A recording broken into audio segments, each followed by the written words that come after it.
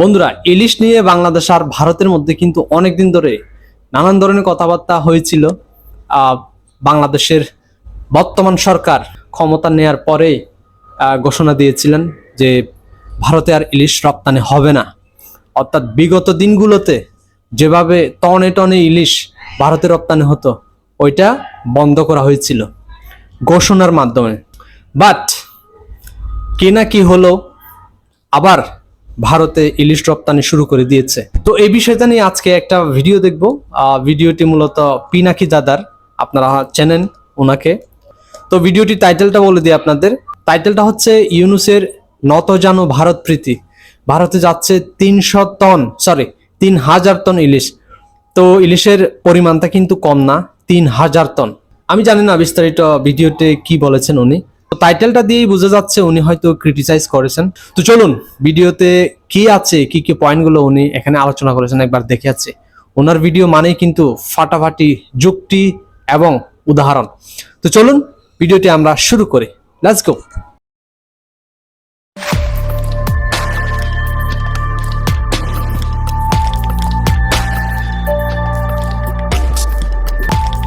অনেকদিন পর ওনার ভিডিও দেখতেছি আজকে।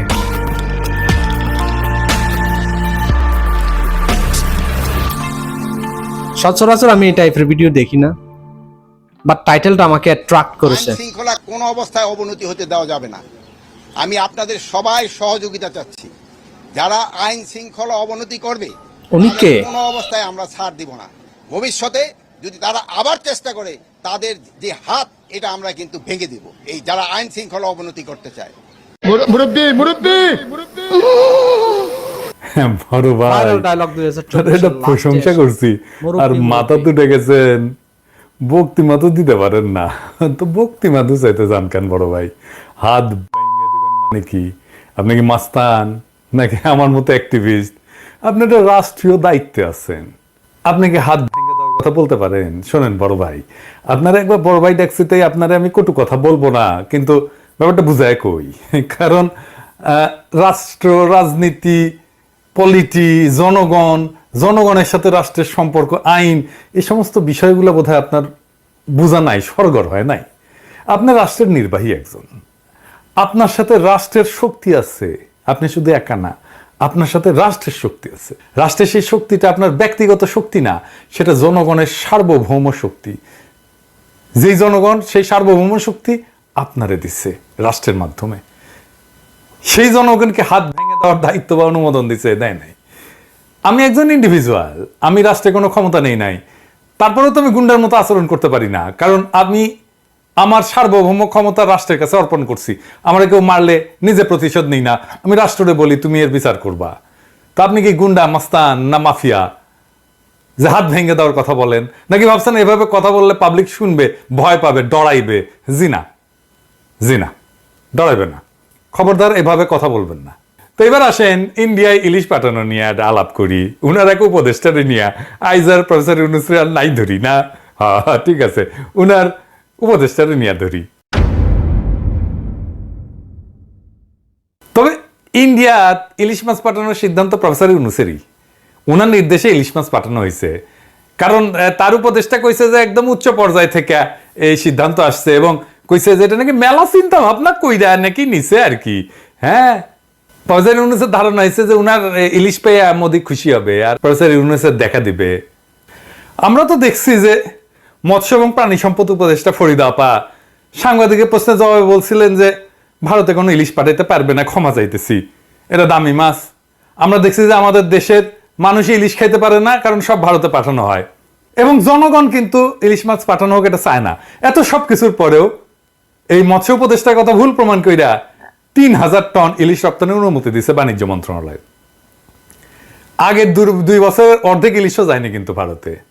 মানে এই পর্যন্ত 5,500 টনের মতো গেছে হাসিনার আমলে 4 বছরে, আর প্রফেসর ইউনুসের সরকার 1 বছরে 3,000 টন ইলিশ রপ্তানির অনুমতি দিছে। তো ওই মৎস্য মন্ত্রণালয়ের সাথে আলাপ করেছে বাণিজ্য মন্ত্রী। হাসিনার আমলে 5,500 আলাপ করা জরুরি কিনা সেটা এই আমলে এইখানে মৎস্য উপদেষ্টা একটা কথা বলছে, 3,000 সেখানে তার সাথে আলাপ করে নেবে না? বিশাল অ্যামাউন্ট। প্রতি কি নিদারুণ উপেক্ষা। ফরিদাপার তো উচিত পদত্যাগ করা, আমি মৎস্য উপদেষ্টা হইলে আমি পদত্যাগ করতাম। আমি ফরিদা পরে পরামর্শ দিতেছি পদত্যাগ করেন না পা, আপনি সম্মানিত হবেন, দেশের মানুষ আপনাদের সম্মান দেবে। আর খুব ইন্টারেস্টিং বিষয় হলো সাধারণত শনিবার সরকারি ছুটির দিন, তাই সচিবালয় বন্ধ থাকে। তবে গত শনিবার যেদিন এই অর্ডারটা বাড়াইছে কতখানি কুরকুরানি দেখেন বাণিজ্য উপদেষ্টার, সেদিন অফিস ছুটির দিন অফিস খোলা রেখা বিশেষ ব্যবস্থায় ইলিশ রপ্তানির অর্ডার দেওয়া হয়েছে। এই জন্য বাণিজ্য মন্ত্রণালয়ে কয়েকজনকে অফিস করতে হয়েছে। আর বাণিজ্য উপদেষ্টা বলছে যে এটা নাকি মানুষ পাবলিকের নাকি প্রশংসা করছে। ওই কই থেকে জানলো? এই বেটা তুই কই থেকে জানলি রে? হ্যাঁ, পাবলিক প্রশংসা করিছে কইছে নাকি দাদা? প্রশংসা পাবলিক করিছে কেমনে বুঝলেন? কেঙ্কা করে বুঝিছেন? আমি এটা ভোট করেছিলাম। দারুণ লাগে ওনার কথাগুলো। ভোট দিছে 78% মানুষ করছে যেটা আপনি একটা নিন্দিত কাজ করেছেন। পাবলিকের কথা কইলেই হইলো, বললেই হইলো, যা করবেন সেটাই মেনে নিব আমরা। বালচুন পাইছেন আমাকে রে, ধুনপুন বুঝান আমাকে রে মিয়া। আরো কইছে যে দেশে এত পরিমাণে ইলিশ হয় যে 3000 টন ভারতে পাঠালে বাজারে কোনো প্রভাব পড়বে না। তারা কইতেছে আমাদের কম দামে পেঁয়াজ দেয়, তাহলে এই পেঁয়াজ খাওয়া বন্ধ করে দেন। আরো বলছে চাঁদপুরে যে ইলিশ ধরা পড়ে এই 3000 টন নাকি একদিনের ধরা পড়া ইলিশের সমান। ভারত নাকি আবার বন্ধু দেশ। এই উপদেশটা কি প্রফেসর ইউনূসের উপদেশটা নাকি আওয়ামী লীগের উপদেশটা? কাউয়া কাদেরও তো ইনকা করে কথা, এই যে এডিটর সাহেব কাউয়ার সাউন্ড দেন যে অনেকদিন শুনে না, হ্যাঁ জোরে দেন, আরো জোরে দেন। হচ্ছে এই কাউয়া কাদেরও তো ইনকা করে কয় না। এদের ছাত্রর উপদেশটা বানাইছে। রাস্তায় ছাত্ররা ঢাকা না দিল্লি স্লোগান দেয়, বছর বড় বড় করে আবার স্লোগান দেয়, ভাতখানা এমন খাইয়া ফেলবে ইন্ডিয়ারে। আর উপদেশটা বানায় এরকম ভারত বন্ধুরে। ওরা যে বানানো হয়েছে উপদেশটা, ওই কি জানে দৈনিক কত টন ইলিশ উৎপাদন হয় দেশে? ইলিশের বার্ষিক উৎপাদন 3,46,000 মেট্রিক টন। তার মানে দৈনিক 1000 মেট্রিক টনেরও কিছু কম উৎপাদিত হয়। এটা তো বিবিসির রিপোর্ট, তাই না? 1 মে 2024 উই ক্যাঁকা করে কয় যে দিনে 3000 টন ইলিশ উৎপাদন হয়। হাসিনার মন্ত্রীগুলো ছিল মূর্খ, আর প্রফেসর ইউনূসের মন্ত্রীগুলো হয়েছে হাম্বাগ। হাম্বাগ মানে জানেন তো, ভাবেই আম্বিয়া, মানে ভাব দেখায় যে উয়ে বেশি একেবারে যাই না, একেবারে আকাশে উঠে গেছে, ওই আর কেউ কিছু জানে না। হ্যাঁ, আর সবাই তেজপাতা, ওরা একাই জানে, ওই একাই বুঝে। হ্যাঁ, তো দেখলেন তো কামে, ওই জানেই না, কথা কওয়াই লিখবে। আর ওই যেদিন বন্ধু রাষ্ট্র বইলা ইলিশ পাঠাইলো, সেদিনই অমিত শাহ কি কইলো? বাংলাদেশিদেরকে উল্টা করে ঝুলাবে। দেখেছেন বন্ধু রাষ্ট্র কেঙ্কা লাগে, চিন্তা করেন তো। আমি ওরা ধরতেছি খারান। হ্যাঁ, সালাউদ্দিন সাহেব আগে ইলিশের বিষয়টা বুঝেনি। ইলিশ নিয়ে আমি অনেক আগে একটা এপিসোড করেছিলাম, এটা আপনারা দেখছেন কিনা জানি না, অনেক টাইম নিয়ে করেছিলাম, পারলে এটা দেখে নিয়েন। এটা কি লেখা আছে এটা সেটা বড় করে দেখান। এটা আমেরিকার মিনেসোটা স্টেটে হাসিনার পাঠানো ইলিশ ওরিয়েন্টাল দোকানে বিক্রি করিচ্ছে ভারতের পণ্য বইলা, অনেক সস্তায়, প্রায় এক পাউন্ড $5 মতো। হাসিনার পাঠানো উপহার বেচে তারা লাভবান হইতেছে। ইন্ডিয়া নিজে ইলিশ মাছ ধরে, আবার সেই ইলিশের সাথে আমাদের ইলিশ মিশা এক্সপোর্ট করে। দেখলেন তো বাঙ্গু এলিট, যেমন এই যে মোস্তফা সরোয়ার ফারুকী কইছে যে আমাদের ইলিশ দেওয়া উচিত, আমাদের নাকি মন ছোট দেখাচ্ছে আমরা যদি ইলিশ দেখাইতে না পারি। ফারুকির তো ইন্ডিয়া প্রেম বানের পানির মতো গড়গড়ায় পড়ে আর কি। ইন্ডিয়ান নায়িকা নিয়ে সিনেমা বানায় তো তাই, আমিও সিনেমা বানালে তাই তেরাই করতাম আর কি, বানের পানির নাগাদ প্রেম গড়গড়ায় পড়ে কিনা। আরেক দল কইতেছে কলকাতা আমাদের আন্দোলনের সময় সাপোর্ট দিছে, কথা সত্য। যেটা বিবেচনায় এসছে সরকারে সেটা হচ্ছে যারা এই ইলিশটা চাচ্ছেন তারাও কিন্তু এই বৈষম্য বিরোধী ছাত্র আন্দোলনে ওই পারে থেকে অনেক সমর্থন দিয়েছেন, সেটা আমরা সকলে দেখেছি। কিন্তু এটা ভুলেন না যে ওরা ওদের একটা আলোকিত অংশ সাপোর্ট দিছে, সংগতি জানেছে, সবাই না। আবার আমাদের লড়াইয়ে সাপোর্ট দিয়ে নিজেরা গৌরব বোধ করছে। এটা একটা ফেনোমেনন, এটা সারা দুনিয়ায় হয়। বীরত্বের সাথে মানুষ নিজেকে যুক্ত করে। বাংলাদেশের মানুষ এই দানবীয় শক্তির সাথে বিক্রমের সাথে লড়াই করতেছে, এটা ভাগ নিবে না, ওরা জিন্দগিত পারবে এরকম করতে, তো নিছে, ভাগ নিছে, তো ঠিক আছে নিছে, সেই জন্য কৃতজ্ঞ হওয়া লাগবে নাকি? হ্যাঁ, এই হাসিনার মতো এই যে মুক্তিযুদ্ধে সাহায্য করেছে জন্য আমাদের কৃতজ্ঞতা জানাইতে হবে 50 বছর ধইরা? হ্যাঁ, যে আমাদের আন্দোলনের সময় 2টা মিছিল করেছিল সেজন্য আমাদের কৃতজ্ঞ থাকতে হবে, ইলিশ মাছ পাঠায়? হ্যাঁ, এই পশ্চিমবঙ্গ ফারাক্কা দেয় নাই। ফারাক্কা দিয়ে পানি কই যায়? গঙ্গায়। তো পদ্মায় ইলিশ চায়, পদ্মায় পানি দেয়? পশ্চিমবঙ্গের মানুষ পানি দেয়? দেয় না। তিস্তার পানি কে আটকাইছে? মোদি আটকাইছে না মমতা ব্যানার্জি আটকাইছে? মোদি আটকায় নাই। হাসিনা পতনের পরে বাংলাদেশ নিয়ে যত ক্যাম্পেইন হয়েছে কে করছে? কলকাতাই তো করছে। বিবিসি দেখেছে কিভাবে ভারত একের পর এক মিথ্যা খবর ছড়াইছে বাংলাদেশে হিন্দু নির্যাতন নিয়ে। আর বাংলাদেশে যখন বন্যা হইল তখন ওরা কি রকম উচ্ছ্বাস করছে, মনে ভুলে গেছেন?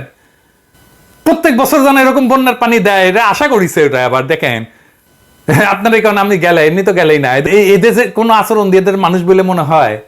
দেখেছেন কিভাবে কি কি সমস্ত কমেন্ট করেছে, সব পড়লাম না, শুধু ব্যক্তি পর্যায়ে না, এই যে জি24 ঘন্টা নিজে বাংলাদেশের এই অসহায় পরিস্থিতির নিয়ে ব্যঙ্গ করে নিউজ করেছে না, দেখেছেন না আপনারা? দেখেন আবার, এরে বলে বন্ধু দেশ আমাদের উপদেষ্টা। এবার আসেন এই উপদেষ্টা একটু সুলুক সন্ধান করি।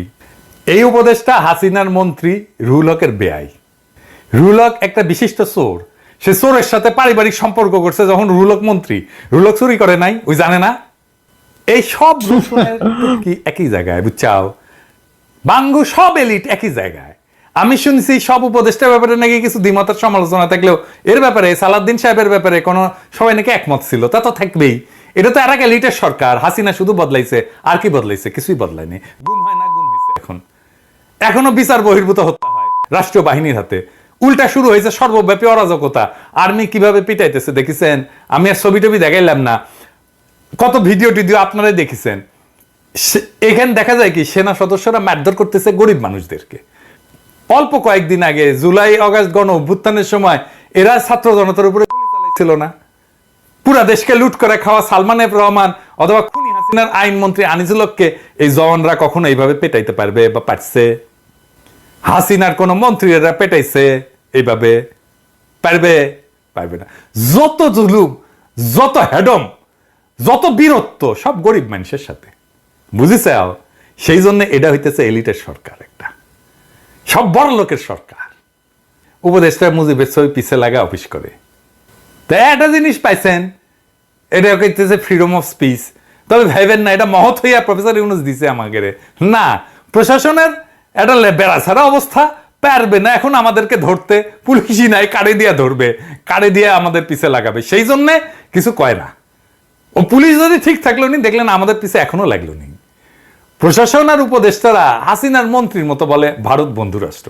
স্বামী স্ত্রী এখনো বলে নাই, কারণ প্রফেসর ইউনূসের ক্যাবিনেট তো বুড়া খাটাস দিয়া ভর্তি, তাই কয় নাই। বয়স না কম হলে ঠিকই ইনকা করে মেটাফোর দিল নি।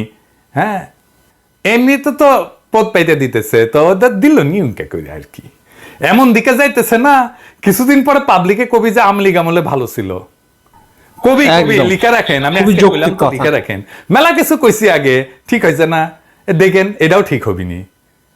আর কি কইছে? ডেঞ্জারাস কথা কইছে। ওই কইছে আমরা নাকি ইমোশনাল কথা কই। বিপ্লব গণ অভ্যুত্থান কি ইমোশনাল না?